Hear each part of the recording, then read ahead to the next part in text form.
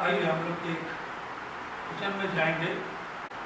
मत्ती लिखित सुसमाचार उसका 20वां अध्याय उसका 1 से लेकर 7 तक ही पढ़ेगा और पढ़ने में आज का मुख्य पाठ जो कि पाया जाता है मत्ती रचित सुसमाचार उसका 20वां अध्याय 1 से लेकर 7 तक। यहाँ इस प्रकार लिखा हुआ है, स्वर्ग का राज्य किसी गृहस्थ के समान है जो सवेरे निकला कि अपने दाख की बारी में मजदूरों को लगाए, और उसने मजदूरों से 1 दिनार रोज पर ठहरा कर उन्हें अपने दाख की बारी में भेजा।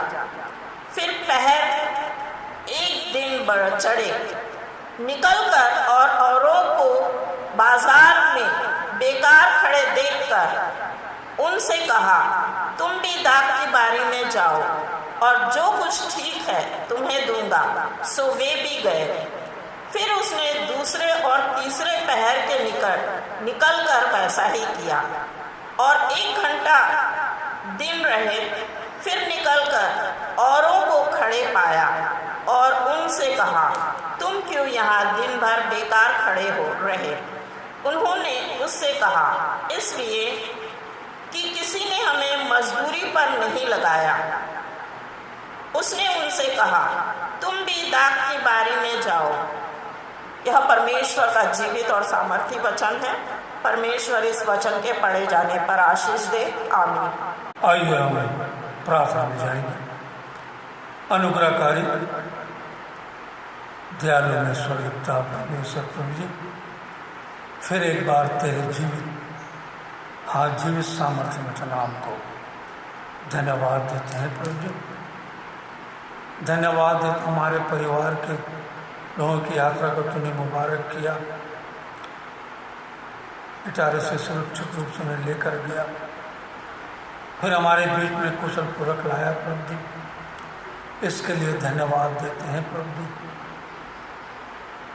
हम सबों को तूने बड़ी बड़ी बीमारियों से भी चंगाई दी प्रभु जी। इसके लिए भी हम तेरे पवित्र नाम को धन्यवाद देते हैं।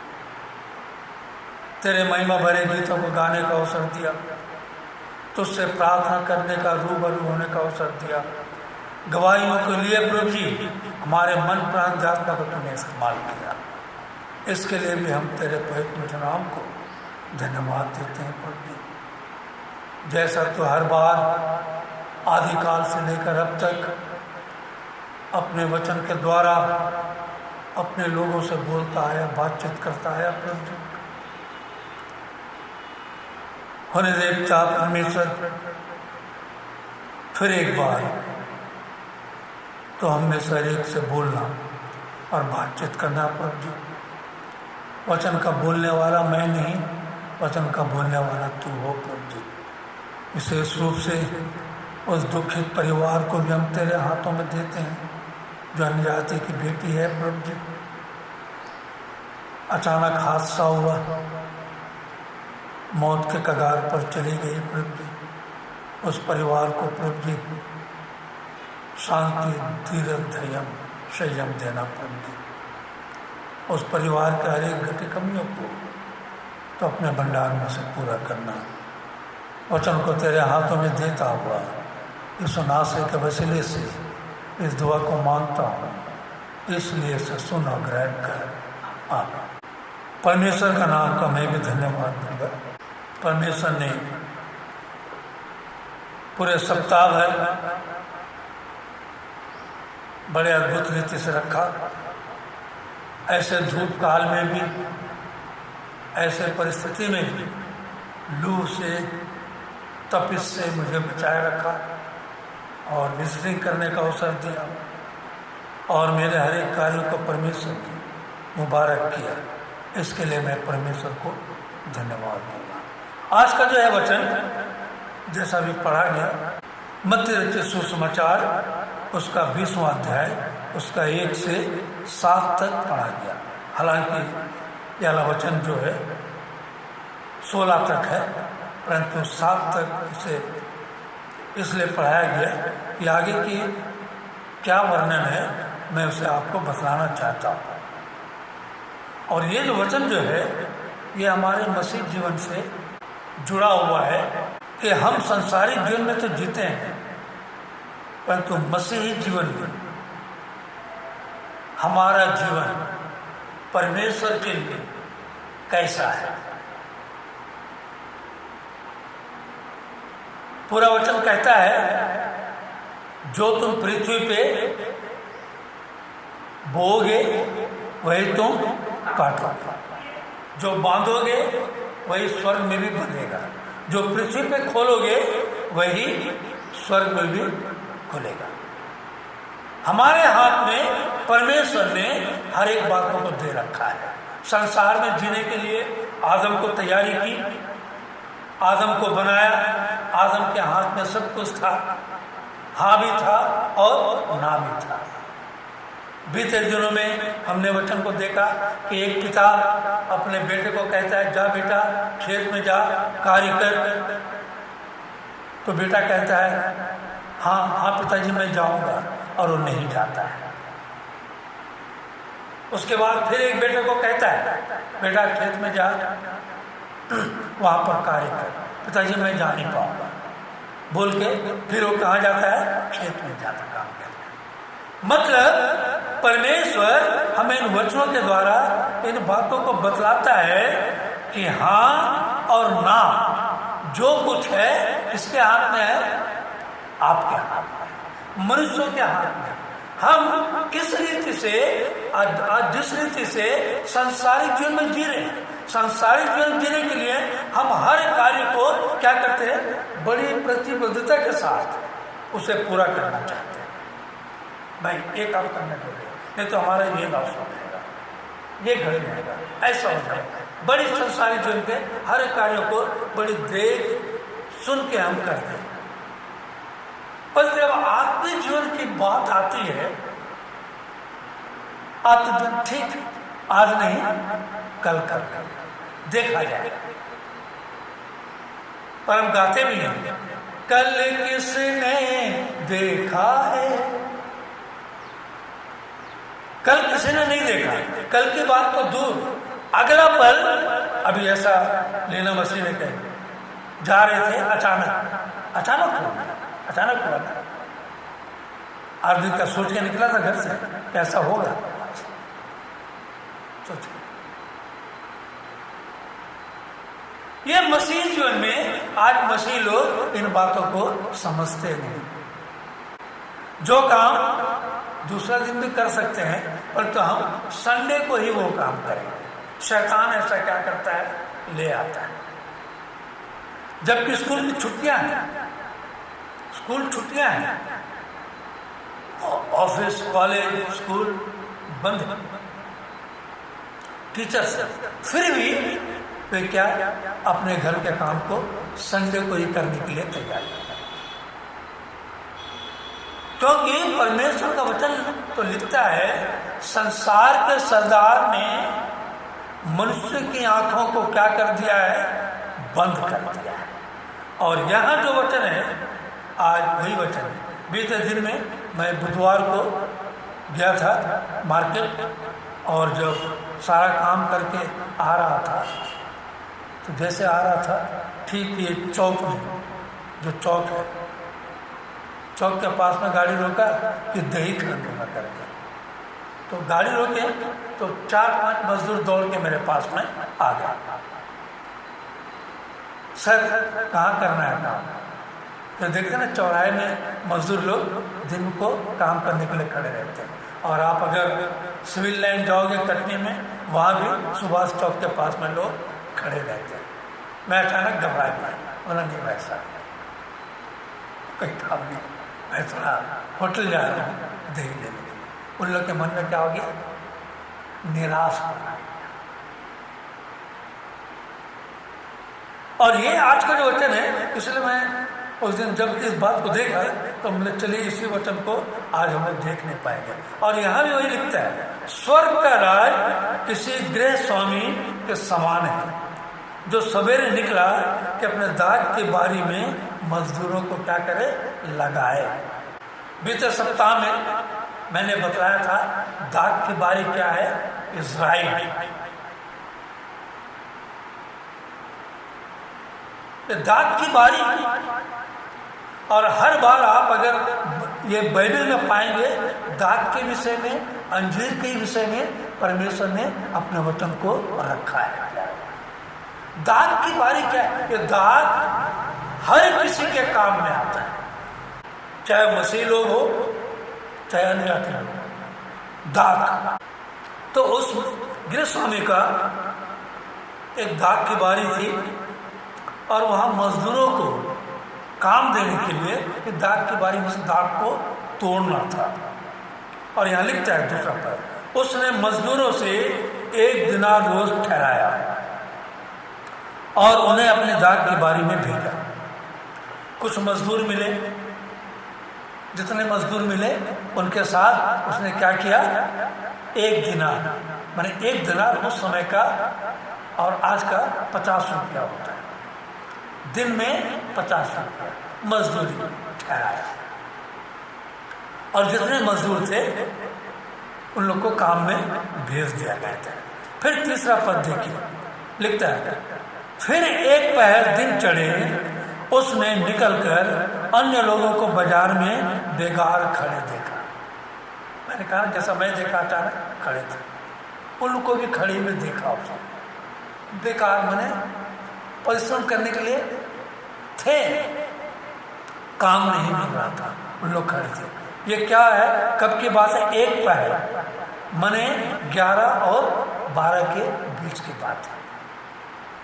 गया देखा खड़े हैं तो, और उनसे भी कहा, देखिए बड़ी अच्छी बात है, और उनसे भी कहा तुम भी दाग की बारी में जाओ और जो कुछ ठीक है तुम्हें दूंगा। देखिए अब देखिए यहाँ पर है, जो सवेरे जिनको ठहराया था, कितना में ठहराया था, 1 दिनार। 1 दिनार, बड़ी गंभीर बात है। जिसे सवेरे लाया था उनको 1 दिनार ठहरा था, भाई दिन में हम 1 दिनार देंगे, उन लोग राजी थे। परंतु जब पहर चढ़े उसने निकल कर अन्य लोगों को बाजार में देखा, उनसे कहा तुम भी दाग के बारे में जाओ और जो कुछ ठीक है तुम्हें दूंगा, इस बात को ही छोड़। अतः वे भी गए। फिर उसने दूसरा तीसरे पहर में 2 और 3 के बीच, अब 2 बजे और 3 के बीच की बात है। ये बाइबल के रहस्य है सर, ये सब चीज को जानना जरूरी है। पहर के निकल कर वैसा ही किया। वहां भी उसने कुछ लोगों को खड़ा हुआ देखा और गया और उनको भी कहा और उनसे भी कहा, उनसे कहा तुम क्यों यहाँ दिन भर खड़े बेकार खड़े। उन्होंने उससे कहा इसलिए कि किसी ने हमें मजदूरी पर नहीं लगाया। उसने उनसे कहा तुम भी दाग की बारी में जाओ। ऐसा करके 3-3 बैच को भेजा। सांझ को दाग के बारी के स्वामी ने अपने भंडारी से कहा, पढ़िएगा वहां पर 8 पद। सांझ को दाग की बारी के स्वामी ने अपने भंडारी से कहा, मजदूरों को बुलाकर पिछलों से लेकर पहलों तक उन्हें मजदूरी दे दे। हाँ पढ़िए, हाँ पढ़िए। तब वे आए जो घंटा भर दिन रहे लगाए गए थे, तो उन्हें 1-1 दिनार मिला। जो पहले आए उन्हें यह समझा कि उन्होंने यह समझा कि उन्होंने यह समझा कि हमें अधिक मिलेगा, परंतु उन्हें भी 1-1 दिनार ही मिला। बस देखिए यहाँ पर कभी कभी कोई कंपटीशन होता है, मतलब क्या कंपटीशन में क्या करता है, जो थर्ड होता है पहले उसका नाम लिया जाता है ना, फिर सेकंड का नाम लिया जाता है, फिर फर्स्ट का नाम लिया जाता है। और यहाँ देखिए ये ऐसा चलन अभी से नहीं चला, ये पहले से चला। यहाँ भी सांझ को दाग की बारी के स्वामी ने अपने मंडली से कहा, मजदूरों को बुलाकर पिछलों से लेकर पहलों तक उन्हें मजदूरी दे। और सबसे पहले किसे दिया गया, जो 1 घंटा पहले आया था, मतलब 3 से 4 के बीच, क्योंकि शाम को 5 बजे काम क्या होता है, बंद हो जाता है। देखिए बड़ी गौर की, जो पिछले घंटे दिन रहे उन्हें एक एक दिनार मिला। जो पहले आए थे, जो सबसे पहले सुबह सुबह जिनसे ठहराया गया था, उन्होंने भी और उन्हें भी एक एक दिनार ही मिला। सबको गिर स्वामी ने क्या किया? क्या किया? एक समान दिया, किसी को कम किसी को बेसी नहीं दिया। जब मिला तो वे गिर स्वामी पर कुड़कुड़ा कर कहने लगे, देखिए इन पिछलों ने तो एक ही घंटा काम किया और तूने इन्हें हमारे बराबर कर दिया, जिन्होंने दिन भर का भार उठाया और धूप सहा। यही बात है। इसका सारांश क्या है जानते हैं? पूरे वचन का सारांश है कि हम किसी के दुख में बड़ी जल्दी शामिल होते हैं, है ना? अभी आप जाएंगे वहां पर दुख में, सही बात है, किसी के दुख में हमें शामिल होना चाहिए, किसी के दुख को बांटना चाहिए, सही बात है ना? तो जब दुख को हम बांटते हैं तो लोग सुख को भी क्यों नहीं बांटते? हम दूसरे के झोपड़े को देखकर अपना महल जला लेते हैं। अरे उसके पास इतना है, उसको ये मसीही जीवन में ही नहीं, ये सांसारिक जीवन में ये बातें हैं। कुड़कुड़ाना, देखिए हम कुड़कुड़ाने लग गए। जिसे एक दिनार जो पहले आया उसको भी, जो बाद में आया उसको भी, सबको बराबर एक दिनार मिला। परंतु जो पहले आए थे वे कुड़कुड़ाने लगे और कुड़कुड़ा कर कहने लगे, जो पहले आए थे, हाँ, जब मिला तो वे गिर स्वामी पर कुड़कुड़ा कहने लगे, इन पिछलों ने एक ही घंटा काम किया और तूने उन्हें हमारे बराबर कर दिया, जिन्होंने दिन भर का भार उठाया और धूप सहा। ये अब यहाँ क्या हो गया? यूनियन बन गया। बड़ी जल्दी हम यूनियन बना लेते हैं। अरे हम ऐसा किए हैं, सुबह से खट रहे हैं, हमें एक दिनार दिया। तो गृह स्वामी क्या करता? देखिए उसने उनमें से एक एक को उत्तर दिया। देखिए 13 पर उसने उनमें से एक को उत्तर दिया, हे मित्र, मैं तुझसे कुछ अन्याय नहीं करता। देखिए अन्याय नहीं करता। क्या तूने ही मुझसे एक दिनार न ठहराया था? जब सुबह सुबह गृह स्वामी निकला तो काम वालों को बोला, भैया मेरे यहाँ काम करने आओगे? आएंगे। कितना लोगे? उन्होंने क्या कहा? एक दिनार। देखिए समझिए बात को। उन्होंने गृह स्वामी ने नहीं ठहराया, उन्होंने कहा मैं एक दिनार चाहिए। चल, और यहाँ एक देखिए उनमें से एक उत्तर दिया, हे मित्र, मैं तुझसे कुछ अन्याय नहीं करता। क्या तूने ही मुझसे एक दिनार न ठहराया था? जो तेरा है उठा ले और चला जा। मेरी इच्छा यह है कि जितना तुझे दूं उतना ही इस पिछले को भी दूं। ये स्वर्ग राज की बातें हैं। कहते हैं ना, जो अगले हैं पिछले होंगे और जो पिछले हैं वो अगले होंगे। यहाँ पर मसीही जीवन में ये कोई बात नहीं है कि हम जन्मजात मसीह हैं, जन्म से मसीह बने हैं, परंतु जो बाद में आता है। एक उदाहरण आपको देता हूँ। गाय देखे ना, सब देखे ना गाय। गाय जब बच्चा देता है, गाय जब बच्चा देता है, बच्चा का क्या क्या रहता है? मतलब एलिसा बोलो, बोलना है, हाँ? सब रहता है ना, हाथ पैर नाक कान पूंछ सब रहता है। 4 पैर 2 कान आँख, है ना, और रहता है। प्रत्येक चीज नहीं रहता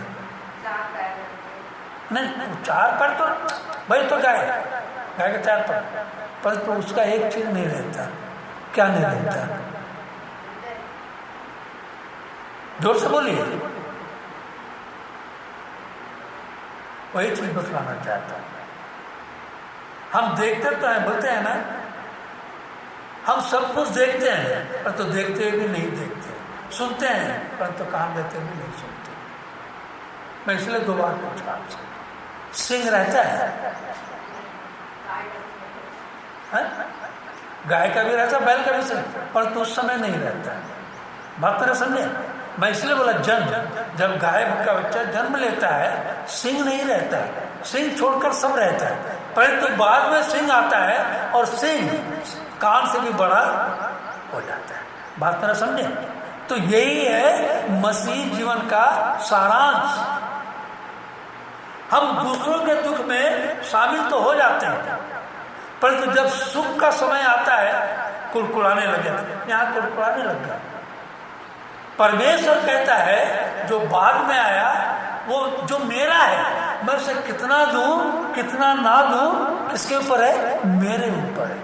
देखिए यहाँ लिखता है, देखिए क्या ये 15 पद, क्या यह उचित नहीं कि मैं अपने माल से जो चाहूं सो करूं? क्या मेरे भले होने के कारण तू बुरी दृष्टि से देखता है? मेरा पैसा है, मेरा सामान है, हम इसे 10 दें 20 दें, उससे तुझसे क्या? तुम्हारे साथ जो मैंने वाचा बांध दी, तुमने कहा मुझे 1 चाहिए, आपको 1 दिया। 1 से अगर कम देता हूं तो तू मुझ पर कह सकता था। आज मसीही जीवन में क्या यही बातें हैं। हम मसीही जीवन में सब एक साथ चलते हैं, सबके साथ दुख में शामिल होते हैं, परंतु किसी मसीह को हमसे जो बात आता है उठते हुए देखते हैं, अरे कैसे ऐसा उठ गया यार, कैसे इतना ठीक हो गया यार। ये मसीह दिल का स्वभाव है, मनुष्यों का स्वभाव है। शैतान मन में इन बातों को डालता है, अरे तू इतने दिन से है, तू इतने दिन से काम कर रहा है, मालिक तुम्हें इतने में ठहर और मालिक उसको इतना दे रहा है। शैतान हमारे जीवन में इन बातों को लाकर ये बतलाना चाहता है कि ऊंच नीच का फर्क। जब परमेश्वर ने हमें अपने स्वरूप में बनाया, सबको एक संग बनाया, अपने ही स्वरूप में बनाया, किसी को छोटा नहीं, किसी को बड़ा नहीं। वचन निकालिए, 1 कुरिन्थियों, बोलना चाहो तो मैं तो बोल सकता हूँ। 1 कुरिन्थियों 1 का, और धीरे धीरे जोर से पढ़िए, क्या निकालिए, 1 का 27 से 29 पढ़िए।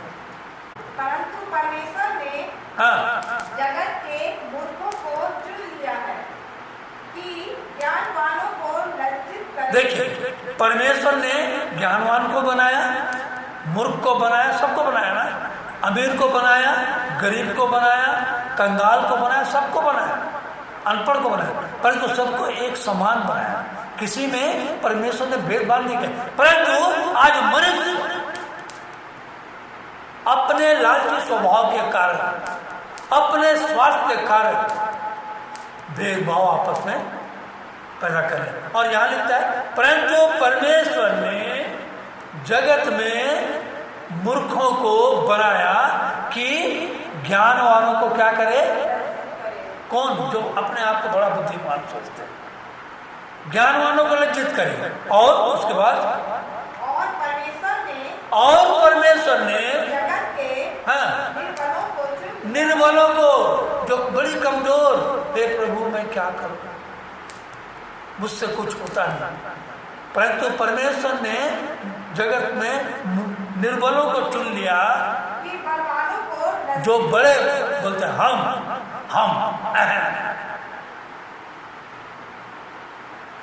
चुन लिया, उन्हें लज्जित करे। परमेश्वर अपने काम को पूर्ण रीति से अंजाम देता है। ये मनुष्य इन बातों को समझता नहीं प्यारे। मूर्ख भी वही है, ज्ञानवान भी वही है, निर्बल वही है, बलवान वही है। और क्या कहता है? और परमेश्वर ने, पढ़िए, और परमेश्वर ने जगत के नीचों और तुच्छों को, जो है भी नहीं, वरन जो है भी नहीं, क्या लिख रहा है ना, परंतु परमेश्वर ने जगत के नीचों और तुच्छों को, वरन जो है जिसे हम देखना भी नहीं चाहते, नीचो तुच्छ है, देखते हैं ना, हमारे घर के अंदर पाँव मत रख, पाँव धो वहां पर, चप्पल उतार के। परमेश्वर ने उनको भी चुन लिया, वरन नीचो तुच्छो चुन लिया। हाँ, उन्हें जो है उन्हें उनको व्यर्थ ठहराया, जो बोलते हैं ना हम हैं, उनको व्यर्थ ठहराया, ताकि कोई प्राणी परमेश्वर के सामने घमंड करने ना पाए। परमेश्वर ने सबको समानता में बनाया। आज आप जिस स्थान पे हो, संतोष आज जिस ओहदे में काम कर रहा है, उससे बड़ा वाला है। मैं तो संतोष से क्या हो बड़ा। वो जब सोच रहा है उससे बड़ा वाला सोच, मैं तो इससे बड़ा। ये दुनिया की रीत है, परंतु सभी को काम करना है। बात मेरा समझ रहे हैं? सबका काम एक पूरे काम को अंजाम देता है। हर एक सेक्शन का काम एक काम को अंजाम देता है। और यहाँ पर सबने काम किया, कोई एक पहर आकर, कोई आखिरी पहर आकर, कोई सुबह आकर, कोई दोपहर। वो मालिक की इच्छा था, मालिक ने सबको बुलाया। ऐसी बात नहीं है कि हम जन्मजात मसीह हैं तो हम सीधा स्वर्ग चले जाएंगे। आज देखिए वचन बोलता है, इसलिए जो अगले हैं वो पिछले हो। आज हमारे जीवन में यही कुड़कुड़ाना हमारा सबसे बड़ा स्वभाव है। हमें जितना भी मिलता है हम उसमें संतुष्ट नहीं होते। अरे ऐसा कैसे हो गया, वो भी तो ऐसे था मेरे साथ, वो कैसे बढ़ गया। ये मनुष्य के जीवन में जब संसारिक जीवन में है, हम आत्मिक जीवन में इन बातों को क्यों कर नहीं देखते हैं। हम आत्मिक जीवन में कैसे काम को बड़ा पीछे करके चलते हैं। सांसारिक जीवन में हम बड़े माने जल्दबाज होकर आगे चलते हैं। और इसीलिए गलाती में कहता है, जल्दबाजी से मत दौड़ो। तुम तो अच्छे खासे दौड़ रहे थे तो कैसे गिर गए। जल्दबाजी में दौड़ने से, जल्दबाजी में हर काम करने से हमारा काम क्या होता है, बिगड़ जाता है। जो काम परमेश्वर ने आपको दिया, जो काम आपके अधिकारी ने आपको दिया, उस काम को आपको ईमानदारी के साथ करना है। पास्टर को परमेश्वर ने खड़ा किया है वचन देने के लिए। पास्टर को बड़ी ईमानदारी के साथ, छोटा नहीं बड़ा नहीं, अपना नहीं पराया नहीं, सबको बराबर परमेश्वर का वचन देना है। एक बार पादरी अली से यही बात कहा था, पादरी साहब आप और हम परमेश्वर के चुने हुए राजवंश पर अधिकारी हैं। परमेश्वर ने याजक के ऊपर खड़ा किया है, याजक के रूप में। आपके हर कमेटी मेंबर लोग एक ही नज़र से आप देखेगा, नहीं तो परमेश्वर इस बात का अंजाम आपको बताएगा। और पादरी अली जब यहाँ से चले गए, फिर बाद में हमसे मिले और कहा उन्होंने, सही बात है पाद साहब, हमसे गलतियाँ हुई। आपके दो बेटे हैं, आपकी एक बेटी, आपका एक बेटा है, दोनों को कैसे देखती है, क्यों अलग अलग देखो। आज हिंदुओं में क्या है, बेटी है ठीक है यार चलेगा, है ना, बेटा है उसको बेटा ही। हम देखते हैं ना अक्सर सीरियल में, बेटा ये खा, ऐसा कर, वैसा कर। बेटी पढ़ रही है तो पढ़ने नहीं पढ़ने जाता। हम कौन होते हैं अपने आप में दूसरों को भेदभाव लाने वाले। और यहाँ यही हुआ भेदभाव। उसने कहा देखिए, उन्होंने पिछलों ने 1 घंटा काम किया और तूने उन्हें हमें बराबर कर दिया। परमेश्वर किसी को छोटा और किसी को बड़ा नहीं करता, सबको बराबर करके परमेश्वर अपने काम के लिए इस्तेमाल करता है। मूसा को परमेश्वर ने, जब कौम बनी इस्राएल मिस्र के देश में थी, गुलामी अवस्था में थी, 430 वर्ष तक लोग दुहाई दे रहे थे परमेश्वर की, और उस समय में परमेश्वर उनकी दुहाई को सुना और सुनकर किसे खड़ा किया? किसे खड़ा किया? बोलिए ना, मूसा को खड़ा किया। मूसा को परमेश्वर ने अगुआ बनाकर खड़ा किया और मूसा लेकर चलता रहा। और जब मूसा का समय हुआ, 120 वर्ष हो गया, मूसा को परमेश्वर ने वहीं ठहरा दिया। उसके बाद उसने किसको शुरू किया? यहोशू को अगुआ बनाकर ये शुरू किया। इसलिए परमेश्वर का वचन पढ़ा। यहोशू के बाद कालेब को खड़ा किया। परमेश्वर एक एक को अपने काम के अनुसार खड़ा करता है और इस्तेमाल करता है। हम उसको चुनने वाले कोई नहीं है। हम अपने आप को परिस्थिति के अनुसार अपने आप को ढालना है।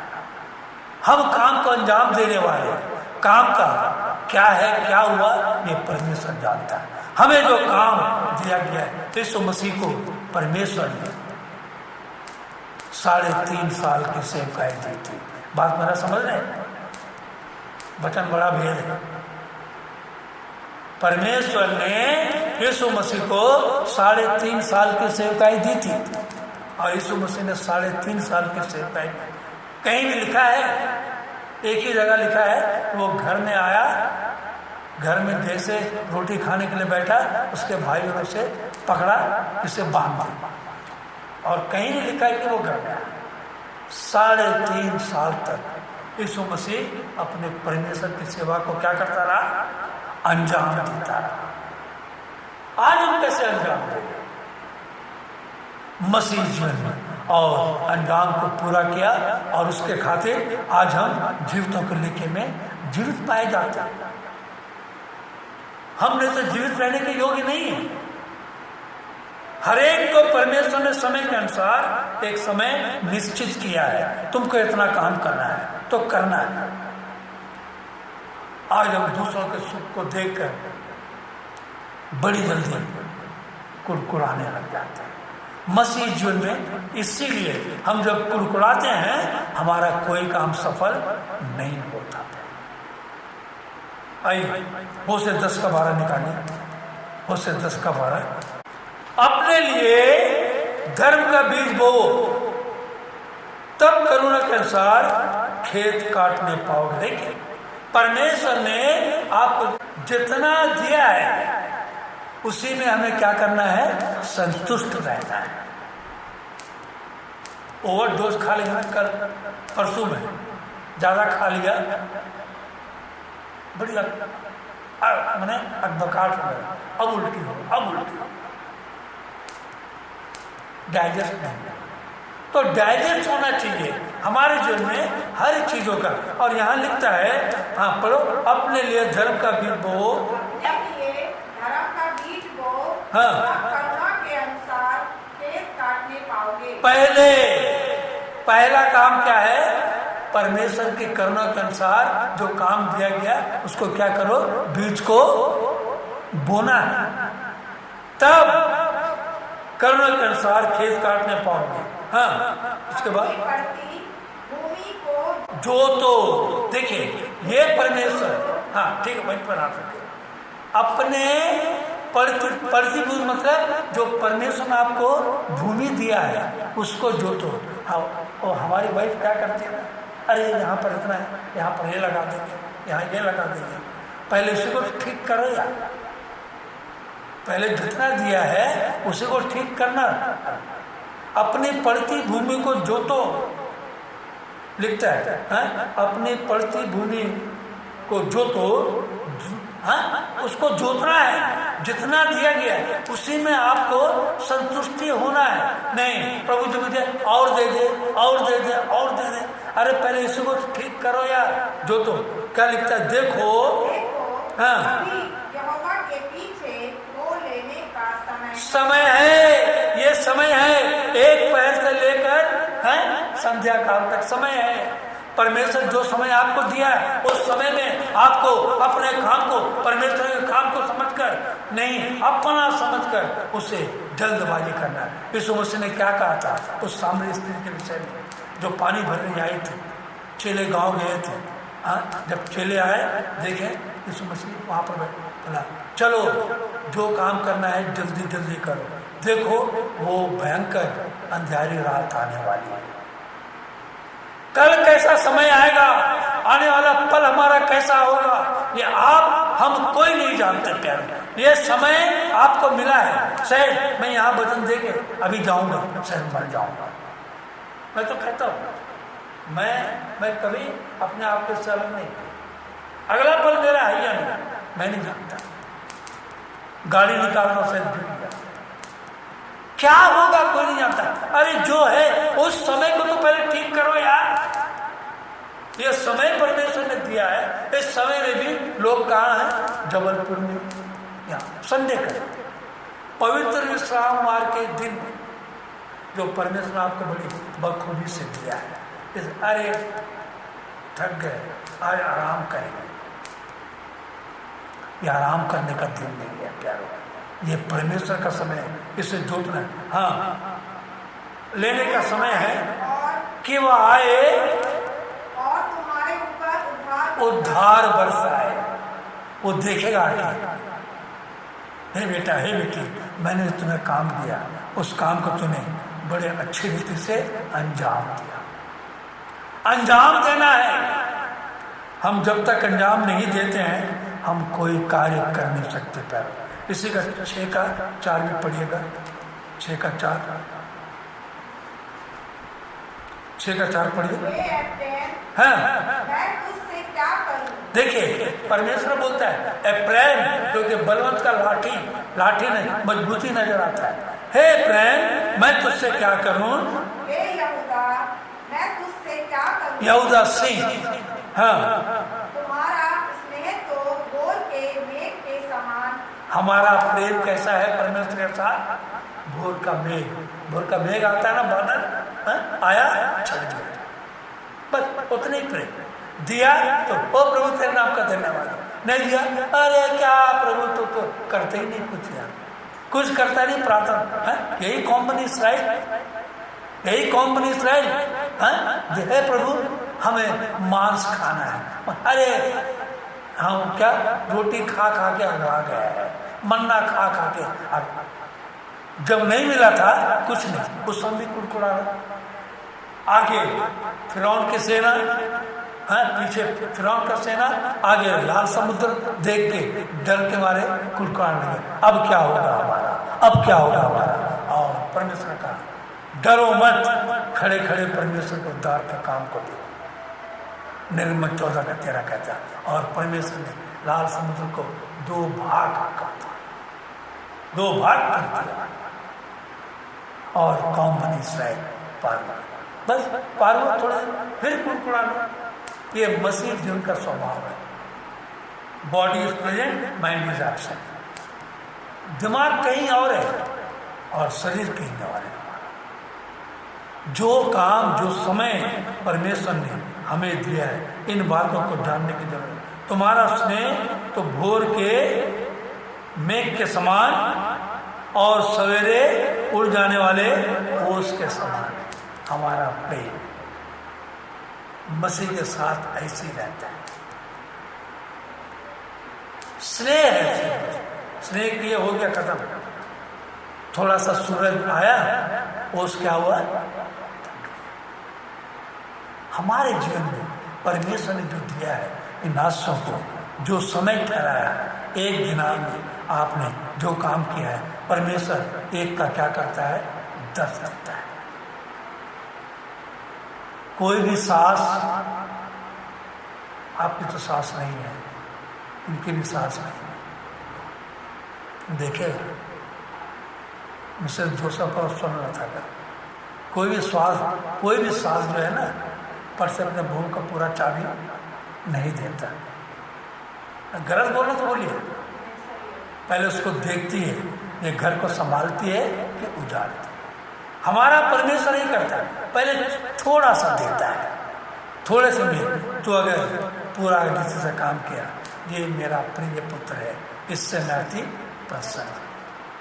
क्या आज परमेश्वर आपके विषय में, मेरे विषय में, हम सब के विषय में कह रहा है कि मैं इससे अति प्रसन्न हूं? समय है, ये समय है, इस समय को बड़ी बाखूबी के साथ परमेश्वर ने जो समय दिया है, उस समय को आप समझिए, जानिए और परमेश्वर के लिए काम में आइए। परमेश्वर आपको बहुत बादशाह के साथ बहुत आगे लेकर जाएगा। कुड़कुड़ाने के लिए नहीं, परमेश्वर आशीष देने के लिए आपको रखा है। परमेश्वर का नाम का धन्यवाद।